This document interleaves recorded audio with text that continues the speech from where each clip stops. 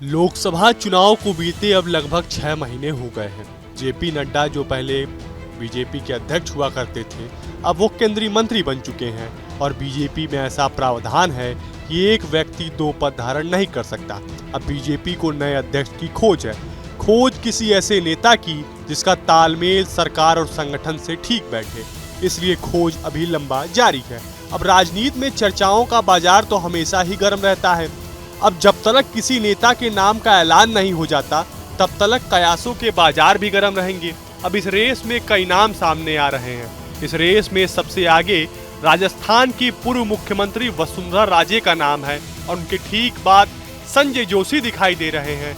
लेकिन बीजेपी में 2014 के बाद से जैसा ट्रेंड देखा जा रहा है, जिनके नामों की चर्चा रहती है उनका कल्याण होता तो नहीं है, बल्कि कोई व्यक्ति हमेशा पर्दे के पीछे से आता है। अब देखना ये दिलचस्प होगा कि इन दोनों में से कोई बीजेपी का अध्यक्ष बनता है या फिर कोई चौंकाने वाला नाम सामने आएगा। फिलहाल जिस तरीके से इस वक्त वसुंधरा राजे लगातार आरएसएस के सर संघचालक मोहन भागवत के बीच साठगांठ देखने को मिल रहा है, उससे ये बात तो तय है कि वसुंधरा राजे को किसी चीज के लिए आश्वस्त तो किया गया है कि आप टेंशन ना लीजिए, मैं हूं यहाँ।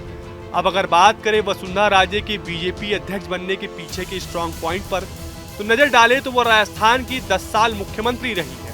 उनकी छवि एक सख्त प्रशासक के रूप में रही है और राजस्थान में उनकी गिनती जनाधार वाले नेताओं में होती रही है। अगर राजस्थान में बीजेपी का कोई नेता अशोक गहलोत और सचिन पायलट के बराबर का जनाधार वाला है, तो वह वसुंधरा राजे ही है। वसुंधरा राजे को अध्यक्ष बनाने के पीछे एक तर्क और भी है जो उनकी दावेदारी को और मजबूत बनाता है कि वो महिला है, और अगर वो अध्यक्ष बनती हैं तो बीजेपी के इतिहास में पहली महिला अध्यक्ष होंगी। और एक चीज जो उनके पक्ष में उनकी दावेदारी को और मजबूत कर रहा है, उनका आरएसएस से संबंध हमेशा से मधुर रहा है। ऐसे में अगर वसुंधरा राजे बीजेपी की अध्यक्ष बनती हैं, तो बीजेपी और आरएसएस के बीच जो इस वक्त गैप ऑफ कम्युनिकेशन हुआ है, उसके बीच में पुल बनकर काम करेंगी। लेकिन एक जगह जहां पेच फंस रहा है वो ये है कि वसुंधरा राजे पिछले 10 साल से सक्रिय राजनीति में उतना सक्रिय नजर नहीं आ रही हैं और राजस्थान में जनादेश आने के बाद भी पार्टी ने उनको दरकिनार कर भजन लाल शर्मा को मौका दिया है। और 2014 के बाद से बीजेपी में कोई भी अंतिम निर्णय मोदी शाह का होता है, और जब से इन दोनों ने पार्टी की कमान संभाली है, तभी से वसुंधरा राजे की राजनीति हाशिए पर चली गई है।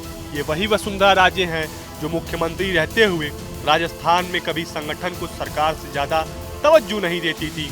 इन चीजों से इनकी कुछ डिमेरिट तो है ही, लेकिन अंत में मैं फिर यही कहूंगा कि राजनीति में कुछ भी संभव है। उन सारी पुरानी बातों को भुलाकर अगर पार्टी और आरएसएस ने मन बना लिया है, तो वसुंधरा राजे को जरूर मौका मिलेगा और वो बीजेपी के अगले अध्यक्ष जरूर बनेंगे। फिलहाल आपको हमारा वीडियो कैसा लगा हमें कमेंट बॉक्स में जरूर बताएं। देश और दुनिया की तमाम और यूपी उत्तराखंड की हर छोटी बड़ी खबर के लिए न्यूज स्टेट चैनल को सब्सक्राइब करना ना भूलें। न्यूज नेशन अब व्हाट्सएप पर खबरों के ताजा अपडेट के लिए न्यूज नेशन के इस क्यूआर कोड को स्कैन करें।